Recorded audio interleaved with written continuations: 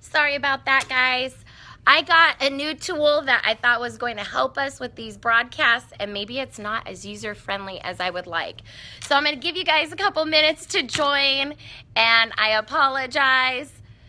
I am new to the scoping world this year, and I don't even know how long this app has been here, but I've tried to get different kinds of tools to make the broadcasting a little bit easier and a little less difficult on your end, because I know we've had all kinds of like phones dropping on the ground and things like that while we've done it. And oh, we're all new. The scope is new and I'm new too, so I guess we're learning to love each other. We'll see. So hi there, Kinder Duo. So I'm going to go back to that chart just to show you where we started off, and I'm hoping not to kick you guys off. See, here we go. So here is our super improver coloring, and again on this chart we started out with neatness, then we went to completeness, then we went to color selection creativity, and then we went to details, which I'm all the way down on the floor here now, but there we go. Okay, so when I started my super improver writing, we started with neatness, just like we did with our super improver coloring. So the first week we started our super improver writing, we started with neatness. I talked to the students about how it's important to write slowly and carefully, making sure to bump the lines. Tall letters should be tall, letters that go below should go below the line, and always remember to start at the top. So then week 2, following the same format that we did with our coloring for completeness, now we are talking about completeness with our sentence writing. So let me tell you how that worked. I want to remind you guys how the setup was over here. So remember that I give the kids a piece of paper and I fold it in half. So you can see this is folded in half, but it's taped on here, so I'm not going to pull it off. When it's folded in half, I only give them the left side of the piece of paper showing. They get to write for 5 to 10 minutes about whatever the topic it is that I ask them to write about. And then I go around and I do my red-green marker proofreading, okay? Then I'll introduce the skill. So this was my example. So take a look. My example was 3 animals, dog, pig, cow. Now, I want to remind you guys, with this super improver writing, those first few minutes are just free writing. So I give them whatever the topic is. So the topic this time was to name 3 animals that live on a farm. So I give them their piece of paper, they have the half, and they're supposed to write a sentence about 3 animals that live on the farm. Now, while they're doing that, I'm going around and I'm doing my red-green proofreading. And so as I go around, I'm making the red-green marks on their piece of paper, but they don't at this point know what those red-green marks are for because I haven't introduced the new skill of the week. Now, last week I talked to you guys about self-evaluation.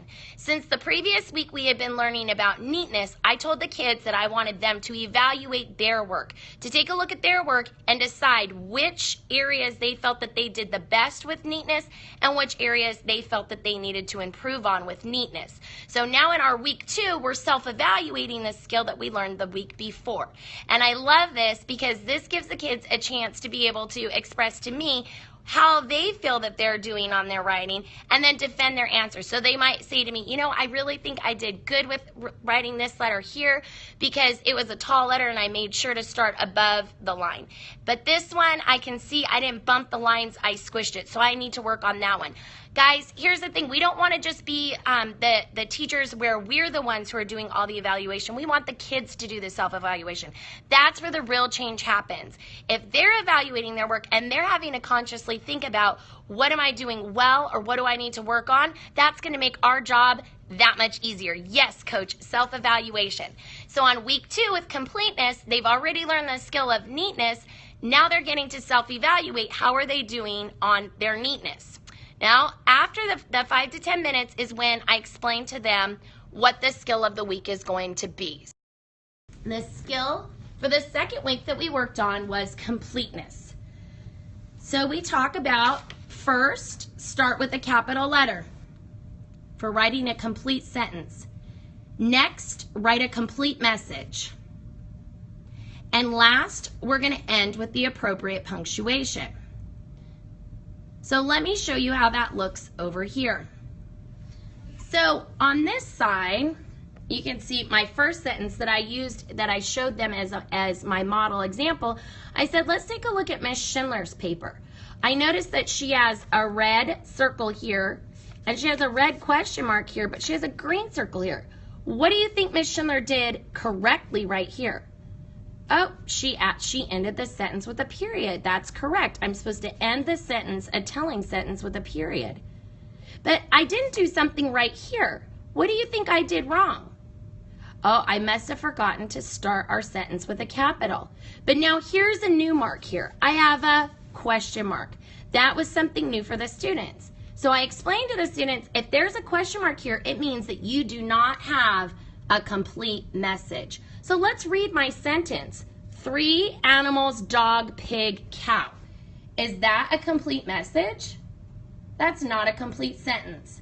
So then when I did my super improver writing, here's Miss Schindler's super improver writing.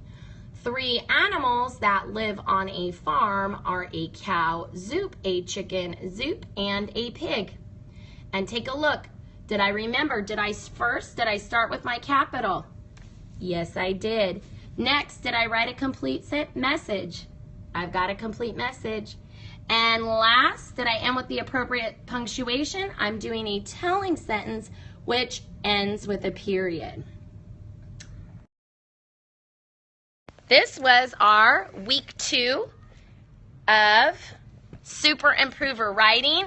And I got to tell you, having them self-evaluate whether or not, yes, it's a complete message. And let me tell you why, Coach, I'm glad that you said that. And I happen to have my Power Picks wall already ready over here for you guys. So I'm going to walk you guys over here. But let's take a look. From our Power Picks, which are available online, here's my language arts wall with some of my Power Picks. I pull them down and use them to teach with as well. But over here, I have my what is a sentence? A sentence is a complete message. Every sentence must start with a capital letter and end with an end mark. And I got to tell you, Coach B has the greatest. If a message is a complete message, he does the midnight phone call test. So with the midnight phone call test, the way that works is if someone were to call in the middle of the night, and I got to tell you, the kindergartners love to do this. They pretend to be asleep. If someone called you in the middle of the night and ring, ring, ring, you answered the phone and they said, bear in the woods. What would you say? You would say, a bear in the woods did what? That's not a complete message. So then, if in the middle of the night the phone rings, ring, ring, ring, if we said, running quickly through the forest, is that a complete message? No. Who was running quickly through the forest? So then, ring, ring, ring, the phone answers, the bear was running quickly through the forest. That's a complete message. So we use the midnight phone call test to be able to tell if it's a complete message. So that is what we did last week for Super Improver Writing. We have now moved to complete sentences, and they are self-evaluating this week on neatness. Hopefully that helps you guys a little bit to see what we're doing over here. I don't know if there's any questions out there for me, but if not, I will be back here next week. Next week, we're going to add our next skill, our third skill, and next week we'll be evaluating ourselves on neatness. Or we can evaluate ourselves on completeness. Now they get to self-select goals. So one of the things we want to make sure the kids are doing is self-evaluation, but we also want to make sure that our kids are not only self-evaluating, but they're also getting to self-select goals. So if nobody has any questions, I will see you next week, same time, same place, Monday at 3:30. Could you have them draw first a brainstorm? Absolutely. If you want, you can have them draw pictures of whatever your topic is on the back side of the page to brainstorm. Now, Caitlin, I got to tell you, what I'm teaching them as far as the Super Improver writing, it's linked into my literacy and my science are all grouped together. So right now my literacy and my science unit is about animal habitats. And so we have a full week where I teach the kids all about whatever the habitat is. So the first week was our pets. The next week was the farm.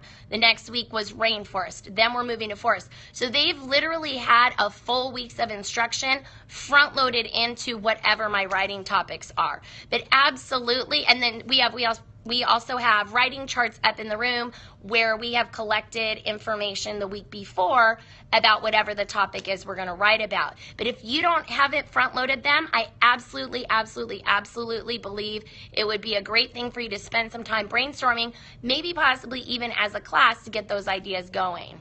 So bugs and flowers, perfect. So, and Caitlin, I know you were one that was talking to me about time management, and I have 2 more weeks of Super Improver writing. Then we're going to be finishing off for the year, but I thought maybe I might end the year with one more scope, kind of talking about how we can manage our time and fit things in, because I know that seems to be difficult and something that was definitely on mine's last week. But I got to tell you, I know some of you asked about how long I teach writing. And I have to say, it's a big payoff when you spend the time on reading and writing, because I have out of a class where I started out at the beginning of the year, by October, only 7 of my kids were on grade level. And I have 24 students. All of my students, except for one friend who I love to pieces, who just came to me recently, and he's on the spectrum, and he's working at the best level that he possibly can. All but my one are reading and blending short vowel words, and we are all now writing 5-paragraph essays. So that's something exciting, and we have been able to do it by managing our time and using all of the whole brain teaching skills, strategies, and materials. So it is. So yes. Oh, you two in Oklahoma. Hello from Oklahoma. So anyway, I hope you guys have a good evening, and I will see you next Monday. Bye, everybody. 5 paragraphs in K. Yes, 5 paragraphs in K.